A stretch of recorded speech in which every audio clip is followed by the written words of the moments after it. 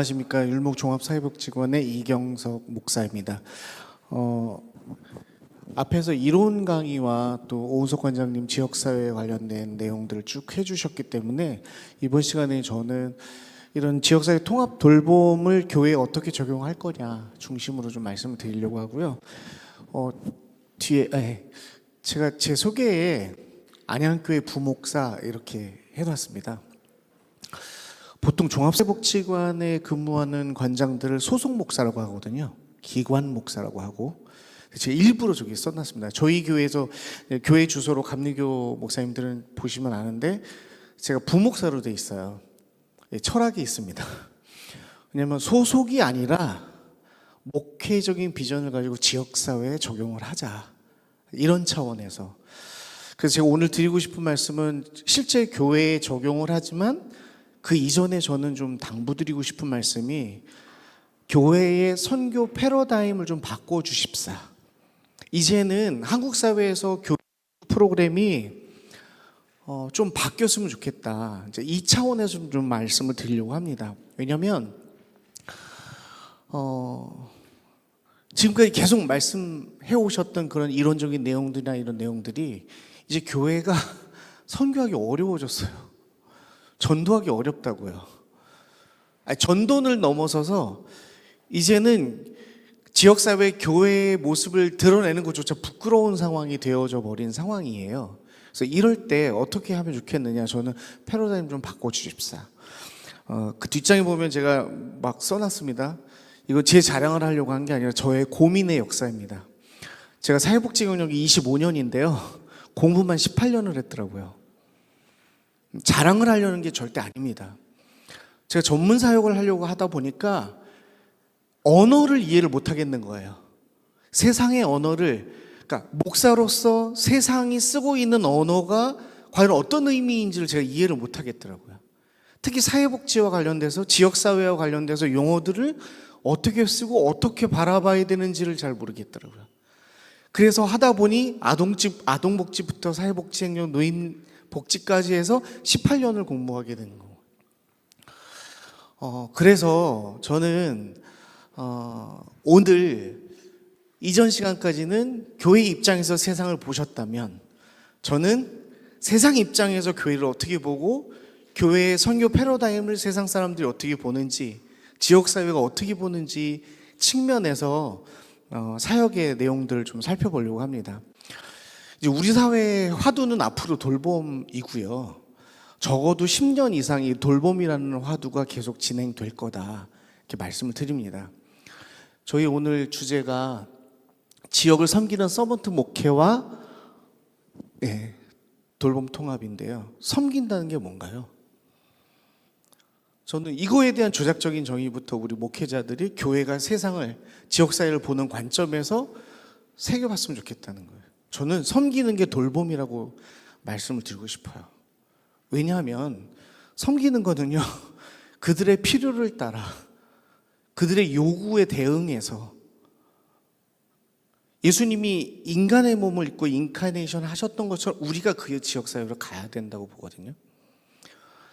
1906년 원산에 반열방이 세워졌는데요, 우리 미국 감리교 선교사님들이 세운 거예요. 1906년이면요, 그 당시 영국이나 미국 사회에서 유행하던 하나의 제도가 있었는데 그게 뭐냐면 임보관 운동입니다. 지금은 말하면 이제 종합사회복지관 같은 거예요. 그 지역에 들어가서 그 지역 주민과 함께 생활하면서 그 지역에 필요한 것들을 채워주며 그들에게 복음을 전도하는 방식이었던 거예요. 그게 1880년도에 영국과 미국에서 임보관 운동이 발생했는데요, 우리 한국 사회에서는 1906년 원산에 반열방이 세워졌고 그게 미국 감리교 여선교사님들에 의해 세워졌습니다. 사회복지를 공부하는 사람은요, 불교인이든 가톨릭 신자든 일반인이든 이걸 다 배워요. 그래서 감리교가 되게 멋있는 데인 줄 압니다. 1921년에 태화 여자관이 감리교에서 세운 복지관의 효시죠. 임보관의, 한국 사회의 임보관의 효시는 감리교 선교사, 복지관의 효시도 감리교. 그런데 지금 이 시대의 선교적인 관점에서, 패러다임에서, 선교적인 패러다임에서 얼마나 우리가 이런 선배들의 신앙 유산과 제도들을 잘 전통을 계승하고 있는가, 이런 부분에 있어서 우리가 한번 생각해 봤으면 좋겠다 말씀드립니다. 사도행전 2장 47절에 보면 하나님을 찬미하며 또 온 백성에게 칭송을 받으니 주께서 구원받은 사람을 날마다 더하게 하시니라.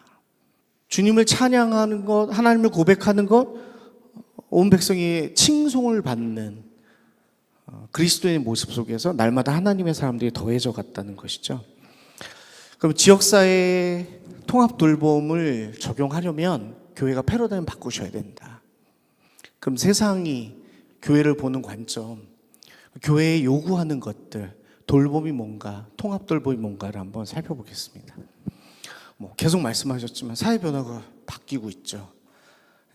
이제는 돌봄이 한 가정 내에서 그 가정의 책임으로 끝나지 않는다는 거예요.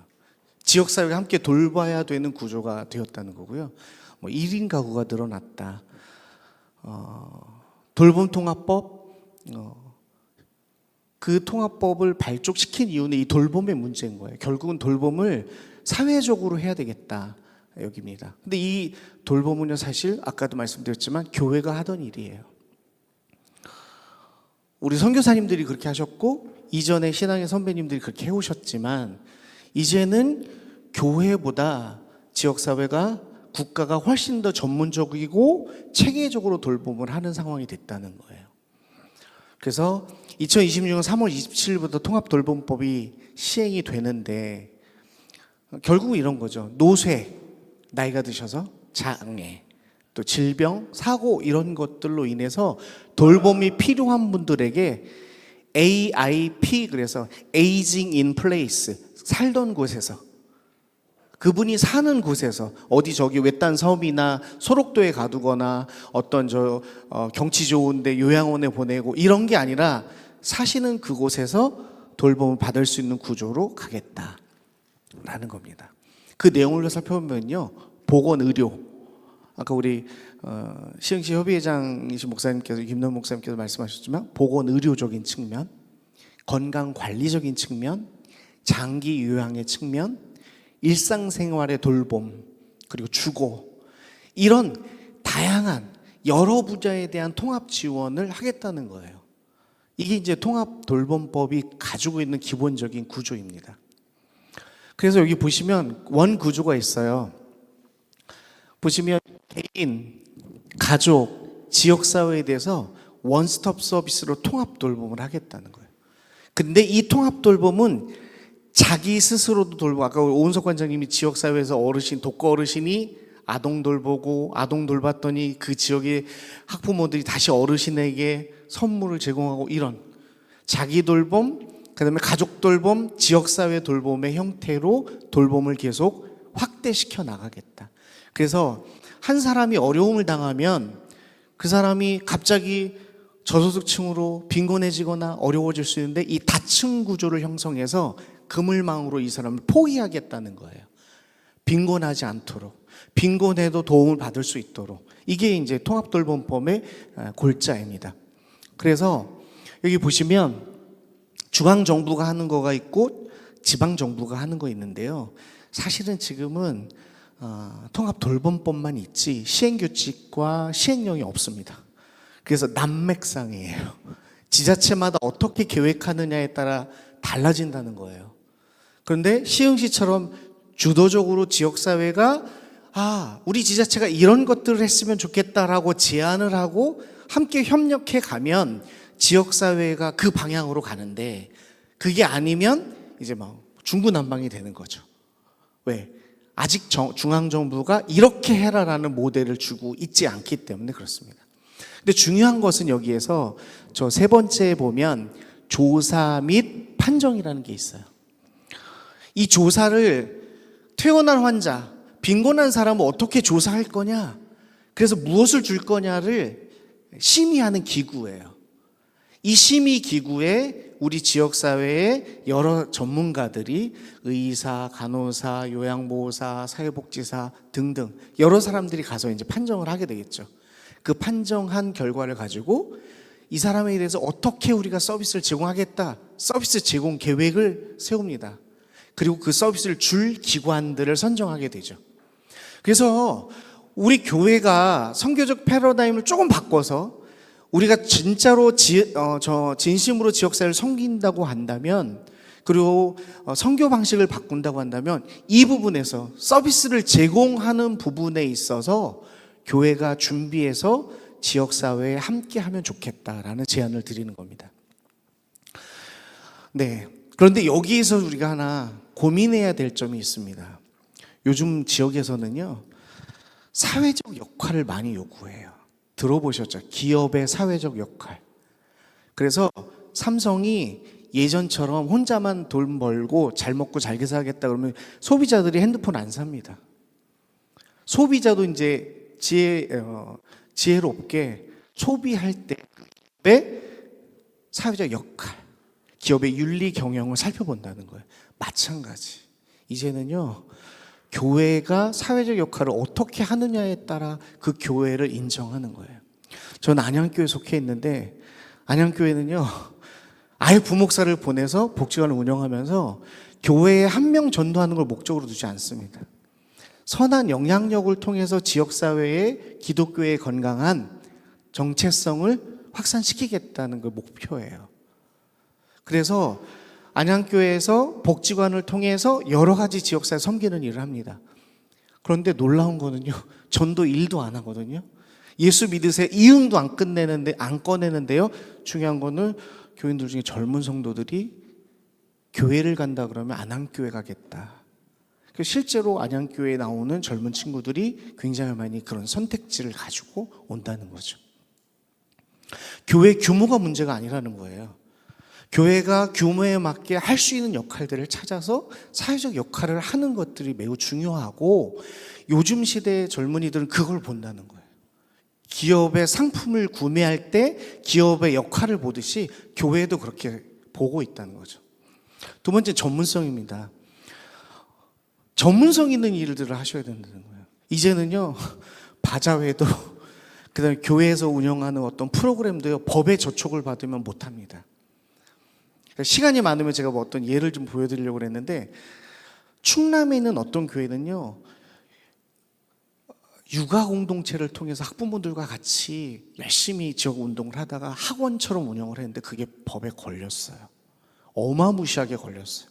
그래서 그걸 소명을 했는데도 불구하고 정상 참작이 안 됐습니다. 이제 교회에서 무슨 문화 프로그램 하는 거요, 학원법에 다 걸리는 거예요.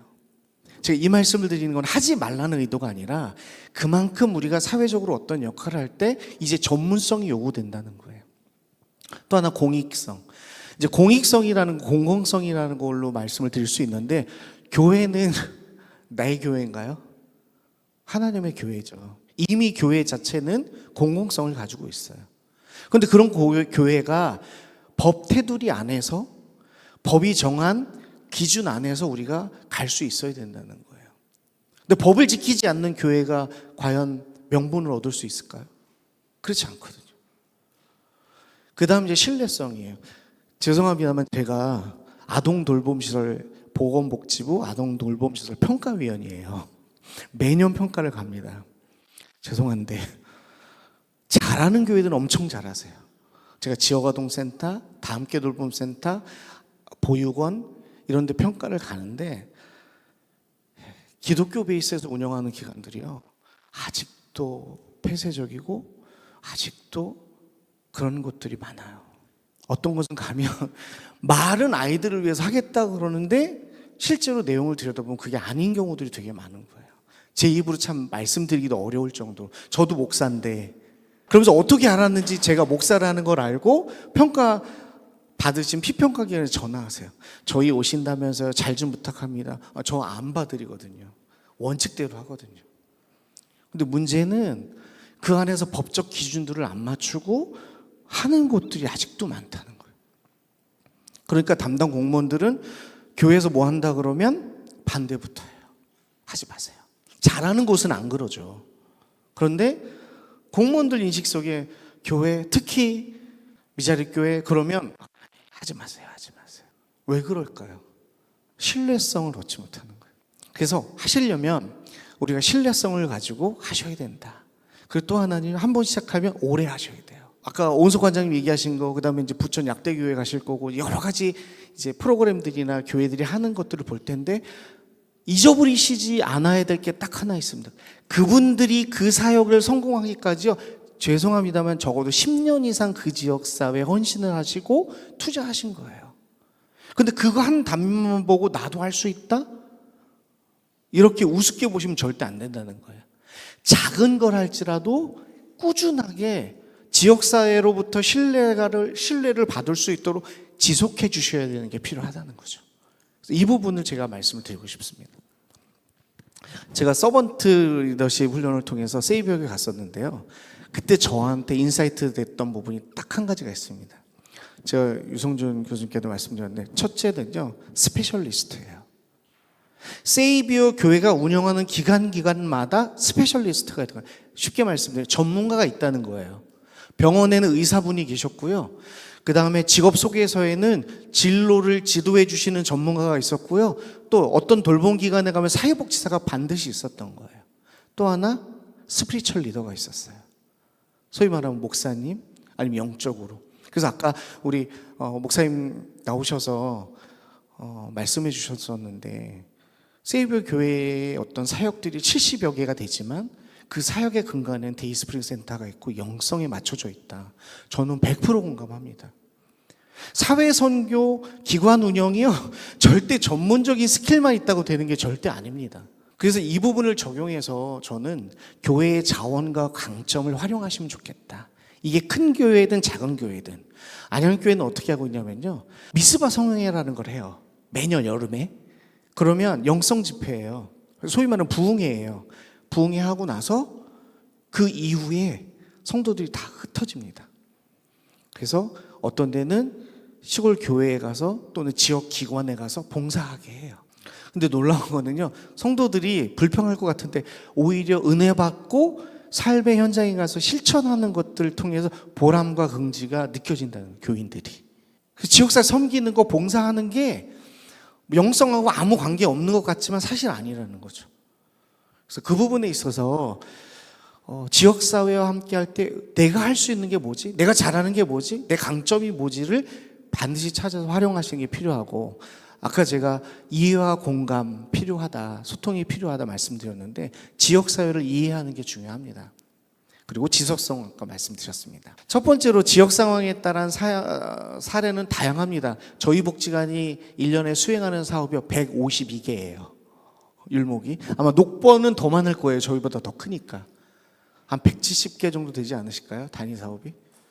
그 말씀 드린 이유는 사회복지관들이 하고 있는 일들이 굉장히 다양하고 아주 구체적인 사업들이 많이 있습니다. 중요한 거, 이 말씀을 드린 이유는 교회가 처음 시작하실 때 큰 교회는 뭐 혼자 하실 수 있을 거예요. 하지만 작은 교회들은 지역 복지관과 함께 하시라는 거예요. 함께 하셔서 아까 사례로 드렸던 그런 하나의 사업들에 교회가 함께 하고 그것들이 1년, 2년 신뢰가 쌓여지면 지역사회의 다양한 역할들을 해나갈 수 있고 주민을 만날 수 있습니다.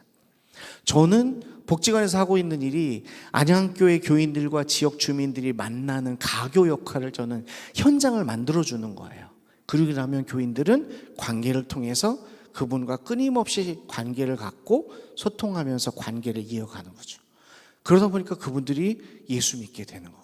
지금 당장 교인 한 명 늘린다는 생각보다는 우리의 패러다임을 좀 바꿔서 지역의 다양한 주민들을 다양한 사업 영역에서 만날 수 있다. 그러려면 복지관들하고 연합하시면 참 좋겠다. 지역의 복지관들을 놓고 하시면 좋겠고요. 저희는 이 사진은 제가 얼마 전에 경기현의 안양지방회하고 복지관하고 MOU를 맺은 거예요. 그래서 저희 직원도 와 있고 이제 해당 목사님도 와 계신데, 저희는 올해부터는 어떻게 하려고 하냐면 지방과 MOU를 맺고 한 지역 교회에 전문적인 사역을 할 건데 그 지역을 함께 분석하고 그 지역의 주민들에게 필요한 것이 무엇인지를 찾아서 그 교회에 함께 지원하려고 하는 거예요. 근데요, 여기서 한 가지가 있어요. 교회가 뭐 한다고 지역 주민들이 올 것 같죠? 안 옵니다. 왜? 알아요. 전도할 거라는 거. 그래서 제가 공공 영역을 담당하고 있는 복지관들과 연합하시라는 거예요. 복지관이 합니다. 그럼 와요. 이미 그분들이 복지관을 알기 때문에. 그래서 복지관과 함께 사업들을 수행해 가시면서 이름은 복지관 이름을 걸지만 그 지역에서 함께 봉사하고 활동할 수 있는 지역 교회가 있다면 시너지 효과가 나타난다는 거죠. 그래서 저희는 올해 안양지방의하고 MOU를 맺었고요. 첫 번째 성공 경험을 위해서 함께 사역을 준비하고 있습니다. 그 다음에 이제 노인 맞춤 돌봄 사업인데요. 통합 돌봄의 일환이에요. 저희 복지관에 생활지원사가 50명이 있고요. 전담사회복사가 3명이 있어요. 이분들은 장기 요양기관의 요양보호사처럼 어르신 18명을 일일이 1대1 마크하는 거예요. 근데 이거 할 때 제가 어떻게 했냐면 교회 성도님들을 일단 불러 모았어요. 교육을 시켰어요. 이런 제도가 있다. 이런 사업할 때 여러분들이 믿음을 가지고 지역의 어르신들을 섬기면서 이런 역할을 할 수 있다. 그래서 저희가 교육을 시켰고 그분들을 채용해서 보냈어요. 어떤 결과가 나타날까요? 신방이에요. 가서 예수 전하지는 않아요. 근데 여기에 월급도 줍니다. 그래서 교회들이 지방 차원으로 또는 교회 규모에 따라서 함께 복지관과 연대하면 실제로 노인 맞춤 돌봄 사업에서 직원들이 파견될 때 그 사업에 교인들이 갈 수 있고 지역 주민과 만날 수 있다는 거예요. 다만 이 사업에 참여하는 분들이 뭐 가서 이상한 소리 하고 전문적이지 않고 신앙 없이 그렇게 되면 효과는 없습니다. 근데 정말로 기도하고 준비해서 나아가면 충분히 지역과 연계할 수 있는 장이 마련이 된다는 거. 비슷한 사업이 장애인 활동 지원 사업입니다. 이것도 한 분의 장애인 활동 지원사분이 장애인을 돌보는 거예요. 계속 같이 다니면서. 이런 사업들. 아이 돌보미 사업도 비슷한 유형의 사업입니다. 그 다음에 제가 장기 요양보험 사업. 저는 교회가 주간보호센터 요양원을 능력이 된다면 했으면 좋겠습니다. 왜요? 평생 교회를 위해서 기도하고 봉사하고 헌금하셨어요. 근데 노후에요. 저도 요양원에 가서 예배 드리는데 어르신들이 기억 하나도 못합니다. 죄송합니다. 모 감독님이신데 폭력 치매가 있으세요. 막 집어 던지시는 거예요. 요양보호사 때 입에 담지 못할 욕하고요. 막 더 집어 던지고. 그분이 감독님이셔서 그럴까요? 아니에요. 그동안 누르고 살았던 그분이 가지고 있는 원초적 본능이 그냥 나오는 것 뿐인 거예요. 예수 몰라요. 치매라. 근데 기가 막힌 건요. 찬송만 하면 따라하세요. 막 전 소름 돋더라고요. 찬송만 하면 이거는 이분이 기억해서 하는 게 아니라 그냥 습관이 된 거예요. 그래서 성경도 아마 줄줄줄 외우시면 그거는 기억하실지 모르겠는데 찬송은 그냥 반주만 하니까 나오시더라고요. 그래서 정말로 교회가 물론 교인만 받을 수는 없겠지만 어쨌든 이런 장기 요양보험 사업도 교회의 능력이 된다면 하시면 좋겠다. 전 적극적으로 돌아가실 때까지 믿음으로 그분을 끝까지 돌봐드릴 수 있는 게 우리 신앙의 선배들에 대한 후대들이 해야 할 역할이지 않을까. 저는 그런 생각을 해보고요. 이 부분은 혹시 사진이 있으시면 찍어두시면 좋을 것 같습니다. 서울에는 녹범복지관이 있고요. 인천에는 부평. 이게 다 우리 감리교가 운영하는 복지관들입니다. 목사님들 정말 죄송한 말씀이지만 이 기관들과 함께 해주세요. 그럼 지역에서 이런 거 하고 싶다 말씀하시면 다 만들어 드릴 수 있어요. 역량도 되고 전문성도 있습니다. 도움도 드릴 수 있어요. 준비만 되시면. 그래서 우리 감리교가 운영하고 있는 이 17개 기관들 서울, 인천, 경기, 강원, 대구, 충남, 대전에 있습니다. 그리고 기회가 된다면 지역에서 교회들이 이런 기관들을 좀 많이 운영해 주셨으면 좋겠어요. 이제는 교회의 사회적인 역할과 책임들을 함께 해주시면 우리 선교적인 지평도 더 넓어질 수 있고 교회를 바라보는 우리 국민들도 시민들도 인식이 달라질 거라고 생각하고요. 그런 부분에 있어서 꼭 말씀을 드리고 싶습니다. 네, 저는 여기까지 말씀드리고요. 마치도록 하겠습니다. 감사합니다.